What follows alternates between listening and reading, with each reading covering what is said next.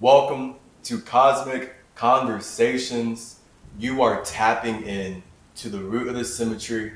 I am your boy, Tahuti Trismegistus, here to help us connect, communicate, and correlate all of our infinite individuality so that we can get our spirituality popping in this reality.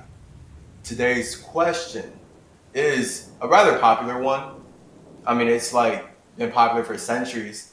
It is a whole like standard sort of phrase in America and European culture that is so much more spiritual um, than people really give it credit for. So this phrase specifically, our question today is, what does it mean when one says, if you love something, set it free? This is all about birds. And people like resonate with this really hard. It's a spiritual thing. Like, oh, if you love something, set it free. Now, people don't like to actually live that out, and we're gonna cover why. But people know. People know that like they should be uh, encouraging the freedom of things that they love, not trying to trap them in their idea of what they want them to be. So this is where we get into the whole like just family thing or like expectations. The idea of having a child and now you think that you own that child. So because you have the child and it's a spirit that has nothing to do with you inside of a physical body that you helped create with another physical body and then they also created, so it took three. It took the mom, it took the dad, and then it took the actual product, the spirit, to fulfill the space, or else there'd just be no pregnancy. um, Parents who are lost in the ego, who are lost in light, feel like they own their kids, and then especially whatever from there, whatever the parents are lost in the world, they can only love their kids from that perspective. So this is why love isn't really actually like positive. Like love is just desire. Love is literally just desire. Love is just what you want on an individual basis. So like anything you love is literally something that you just want in your space.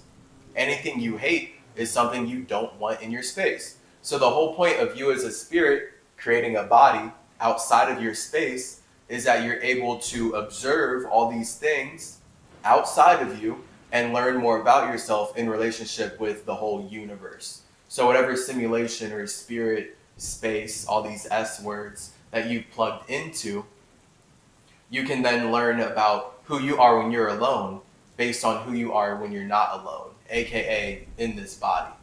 Now, so many people are so scared and afraid of being alone that manifests as being scared of death and not wanting to actually leave this body and doing their best to stay entrenched in whatever world and whatever they can see as much as possible. So that's all love is. Love is light. Freedom is no light. Okay, so freedom is spirit. Freedom is desirelessness. So if you love something, you set it free. Why?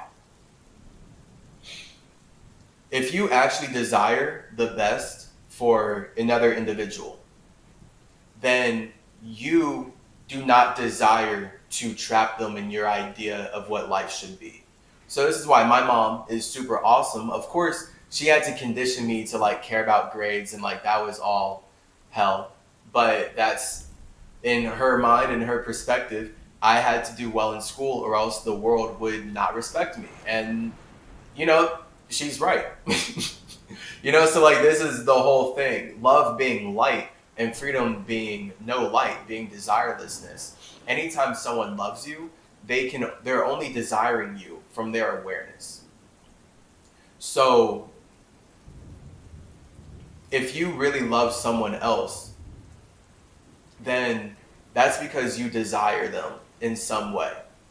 And true love is not desiring them for yourself, but desiring them for themselves. So that's where my mom would have true love for me. Because although all this stuff looked negative, it's not coming from her space of, he needs to do this for me. He needs to fulfill my dreams that I didn't fulfill. It was all from the space of, I must encourage him to be his individual self. Whatever individual he is, I must encourage that while also teaching him to navigate the world properly. I picked the best mom, truly. So this is like, that's like the example of the best parent. Best parent, pyramid parent. Each parent is a pyramid, whatever. That is an example of the best idea of how to raise a child is to encourage the individuality and thus ascension. All right, that's the point of the parent pyramids, to encourage the ascension and freedom of all the spirits in that realm. So, like we see, the opposite of this phrase, if you love something, set it free. Most people, most parents don't do that. Most parents, they have kids from that ego perspective of, this kid is going to fulfill my desires. And now I'm going to force a spirit inside of this body to fulfill my desires based on this flunked out world. And then that's where it's just infinite negative family dynamics from there. Just infinite negative family dynamics. The moment you are living your life in reaction to what your parents want you to do based on how they've been conditioned from the world, that is like a whole pyramid scheme of lostness. That you as a spirit, if you put yourself in that position, it's now your responsibility to level up. So this is why if you love something, you set it free. If you love something truly, that means that you desire it to something. And then that's like details. Like the devil is, yeah, okay, we cut out. So if you truly love something, then in my opinion, right, with Cosmic Conversations, you're asking Tahuti Trismegistus on his personal perspective on all these things, and this is why it's a conversation. We're building up from here. True love for something would be desiring it to love itself. So I love everyone.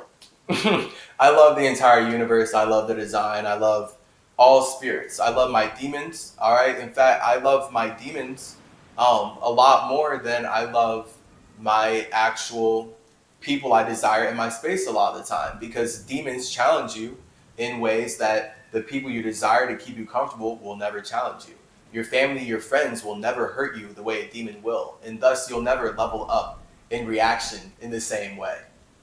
So that's why balance is everything. And having love for everything is only possible when you truly love yourself. And then from there, in my opinion, when you truly love yourself, you're able to love everything, no matter what it is. And that love is the desire for it to be where you are, aka to love itself as well. So I want everyone to love themselves. Really, all spiritual warfare, all this hatred, all the negativity in the universe, all problems come from spirits not loving themselves. All right, this is the point of Decolonize Your Mind, to love being alone. If you don't love being alone, then you are apt to run away from yourself, which means creating a body, feeling like you're not yourself, aka you're not God. You're now a creation of God. And now another spirit can convince you that it's your God and then make you do a bunch of horrible things for eons and eons. All because you hate yourself. All because you don't want to be alone in your space. It's wild. So this is the main issue. Spirits who don't love themselves are not free. And thus, any love that a spirit who doesn't love themselves has for someone else is only going to be less freeing than the non-freedom, the slavery that they're already caged in their self-hatred. So this is why it's really important to peep out who actually loves themselves. And by loving yourself, I'm saying you desire to be alone with yourself. People who don't love themselves feel the need to go colonize other countries, colonize continents, whole continents like North and South America, and go way out of their way to take over the lands of all these people and enslave just countless millions of humans. All because they can't desire to be, they don't love themselves. They don't want to be alone. So they need to go take over all these spaces of people who do love to be alone. And the only way that they can do that is by projecting all the negativity that we see of you are of sin, you are negative, you are a demon, you are this. And that's that true perception is projection thing. People can really only call you what they are at that point. This is the point of love and desire. Like fire. Anytime you're projecting out a light, you can only see yourself. So love is light. This is the same thing. So anytime someone loves you, they are projecting a certain light onto you. And the more love you're getting from people is the more light you're getting. You're getting heavier. That's like how Lucifer would have fallen from heaven in the Bible or whatever. Would be because he's the portion of God that wants the love of everyone and is willing to like do whatever possibly to get the love of everyone, and then that makes him dense. And that's how we learn from Lucifer that love actually makes you dense, because you can get lost in love, you can get lost in light, you can get lost in your desire. And then the idea of Satan, the opposer, would be like opposing true spirit is freedom, would use Lucifer and many, many other tools to make spirits hate themselves. So then that's where if you're lost in light, a satanic spirit can come in and use that light to make you hate yourself even more, hate your own freedom, hate being alone, and thus you are the furthest away from God ever. You're only building the world of someone else. And now any love that you possibly have for someone is just an extension of your desire in some, and it's like desires are demonic. So if you truly love something, you set it free. This is why that slaps, why that spiritually resonates for everyone. As a bird, right? Perfect example when we're thinking about caging a bird. You can love a bird, you desire a bird. It's so beautiful. Cool. So you want the bird. So you want the bird in your space all the time. So now you go out of your way to go trap the bird, bring it back to your home, and cage it up so that it can't spread its wings and fly anymore. All because you love the bird.